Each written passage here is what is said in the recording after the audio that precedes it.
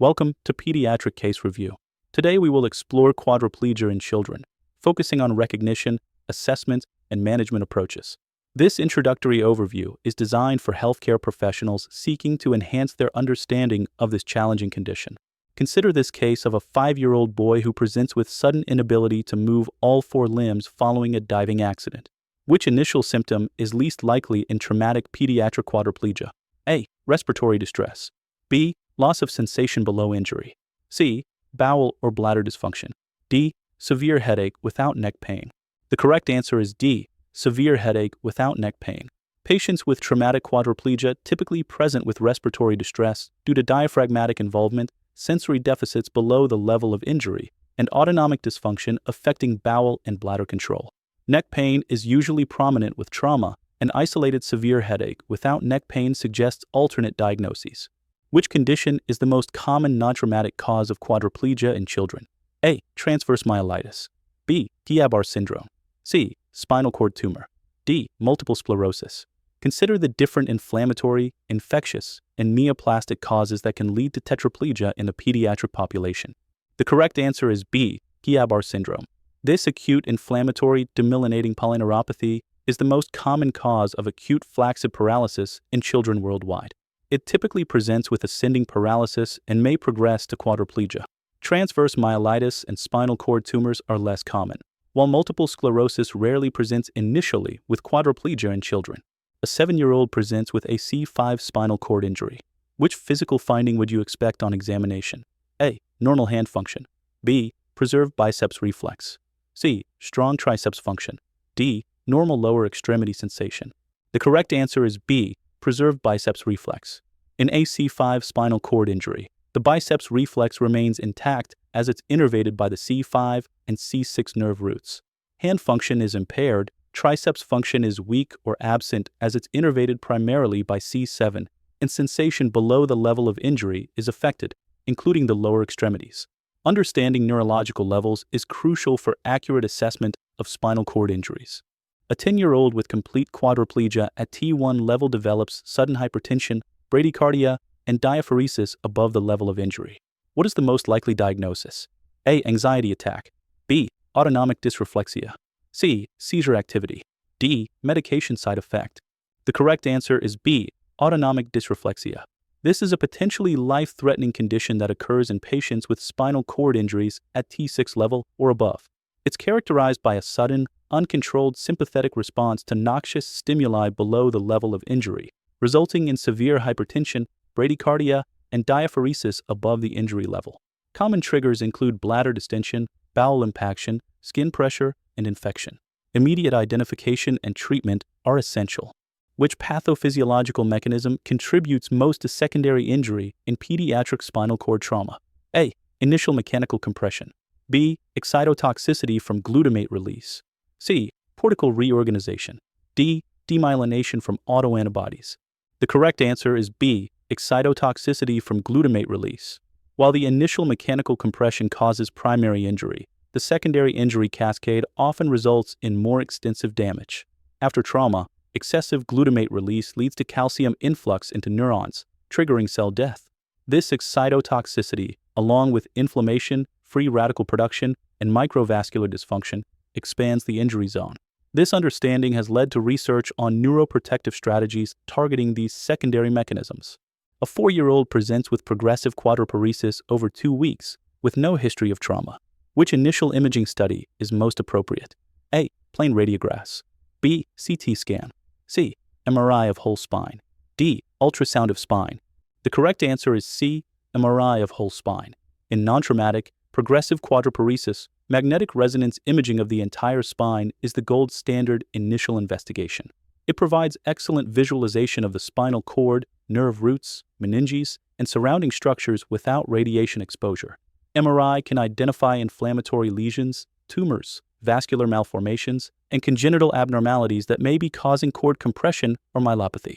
Complete spine imaging is important as lesions may occur at levels distant from clinical manifestations. Which laboratory test is most helpful in diagnosing Guillain-Barré syndrome as a cause of quadriplegia? A. Lumbar puncture. B. Serum creatine kinase. C. Complete blood count. D. Thyroid function tests. The correct answer is A. Lumbar puncture. Cerebrospinal fluid analysis in Guillain-Barré syndrome typically shows albuminocytologic dissociation, elevated protein with normal white blood cell count. This finding is characteristic, especially after the first week of symptoms. Nerve conduction studies also play a crucial role in diagnosis, showing demyelination patterns. While serum creatine kinase may be elevated in muscle disorders, complete blood count may indicate infection, and thyroid function abnormalities can cause weakness. None are as diagnostically valuable for GBS. A 6-year-old sustains a cervical spinal cord injury from a motor vehicle accident. Which intervention should be prioritized in the first 8 hours after injury? A. High-dose corticosteroids. B. Surgical decompression. C. Airway management and hemodynamic stabilization. D. Rehabilitation consultation. The correct answer is C.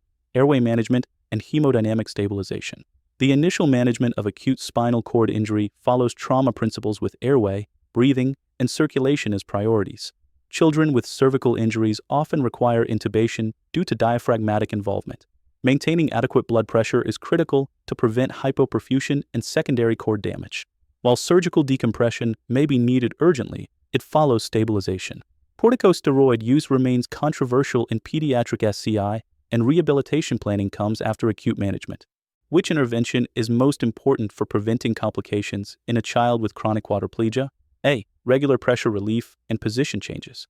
B. Annual MRI monitoring. C. Continuous muscle relaxants.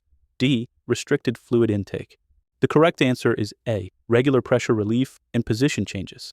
Pressure injuries are among the most common and preventable complications in chronic quadriplegia. Regular position changes, specialized mattresses and cushions, and skin inspection are essential preventive measures. Other important aspects of long-term management include bowel and bladder programs, respiratory support, spasticity management, and prevention of contractures. Annual imaging is not routinely needed unless there are new symptoms. Continuous muscle relaxants may worsen some complications, and adequate hydration is actually important. An 8-year-old with C4 quadriplegia presents with increased work of breathing, decreased oxygen saturation, and ineffective cough. Which respiratory complication is most likely? A. Asthma exacerbation. B. Pneumonia. C. Pulmonary embolism. D. Vocal cord dysfunction. The correct answer is B. Pneumonia. Respiratory infections are the leading cause of morbidity and mortality in children with high cervical spinal cord injuries. The inability to clear secretions due to weak cough, reduced vital capacity, and impaired respiratory muscle function predisposes these patients to atelectasis and pneumonia. Regular pulmonary hygiene, assisted coughing techniques, and prompt treatment of infections are essential components of care. Pulmonary embolism is also a risk but less common than pneumonia, while asthma and vocal cord dysfunction wouldn't typically present with these specific symptoms. Which bladder management approach is most appropriate for a 10-year-old with complete quadriplegia? A. Indwelling catheter long-term. B. Clean intermittent catheterization. C. Spontaneous voiding with timed toileting. D. Pharmacological management only. The correct answer is B. Clean intermittent catheterization. Clean intermittent catheterization is the gold standard for neurogenic bladder management in children with quadriplegia. This approach reduces the risk of urinary tract infections compared to indwelling catheters and better preserves upper urinary tract function. It provides complete bladder emptying, prevents urinary stasis, and reduces complications like vesicoureteral reflux and renal damage. Anticholinergic medications may be used adjunctively to manage detrusor overactivity. Spontaneous voiding is typically ineffective, and pharmacological management alone is insufficient. Which approach is most important for successful school reintegration of a child with new quadriplegia? A. Immediate return to previous curriculum. B. Comprehensive IEP with multidisciplinary input. C. Homeschooling until fully recovered. D. Focusing exclusively on medical needs before education.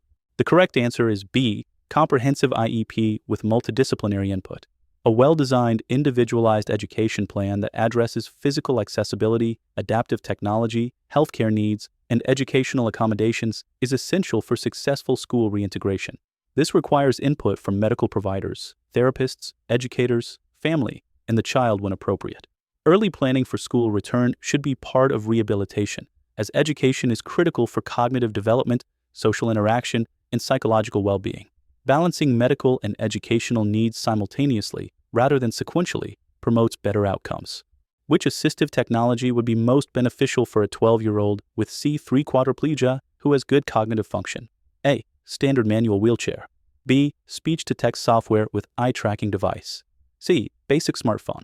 D. Standard computer keyboard. The correct answer is B. Speech-to-text software with eye-tracking device.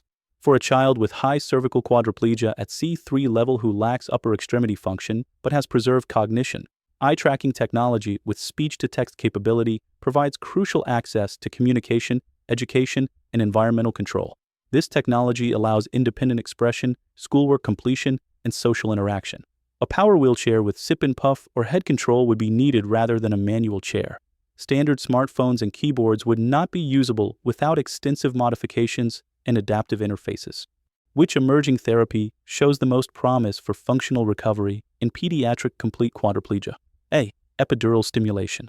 B. Stem cell transplantation. C. Brain-computer interfaces. D. Robotic exoskeletons. The correct answer is A. Epidural stimulation. Among emerging therapies, epidural stimulation has advanced furthest in clinical application, with studies showing improvements in voluntary movement, cardiovascular function, and autonomic regulation even in complete injuries. It involves implanting electrodes over the spinal cord to activate neural networks below the injury level. While all listed options show promise, stem cell therapies remain primarily investigational, brain-computer interfaces are limited to specific applications, and exoskeletons currently function as assistive devices rather than restorative therapies. The developing pediatric nervous system may offer unique opportunities for neuromodulation approaches. Thank you for joining this comprehensive overview of quadriplegia in children. Remember that optimal care requires a coordinated multidisciplinary approach addressing medical, functional, educational, and psychosocial needs. The growing field offers new hope through technological and therapeutic innovations. Please follow the Pediatric Case Review channel for more informative presentations on pediatric conditions. If you have questions or topic suggestions, please leave them in the comments section below. Your engagement helps us create more valuable content for healthcare professionals.